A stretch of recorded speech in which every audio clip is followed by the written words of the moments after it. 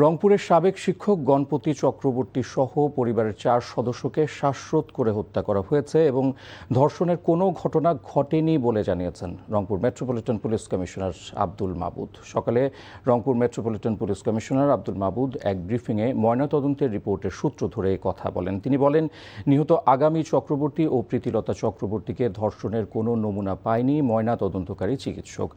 ময়নাতদন্তের সহযোগী ডোমের বক্তব্য উল্লেখ করে পুলিশ কমিশনার বলেন, কোনো মানুষকে শ্বাসরোধ করে বা ফাঁস দিয়ে মৃত্যু হলে এ ধরনের আলামত পাওয়া যায় যা ধর্ষণ প্রমাণ করে না।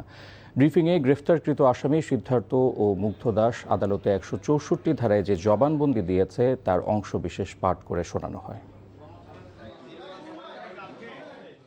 ময়নাতদন্তের যে রিপোর্ট এসেছে সেই রিপোর্টে 4 জনকে শ্বাসরোধ করে হত্যার বিষয়টা ময়নাতদন্তে প্রমাণিত হয়েছে।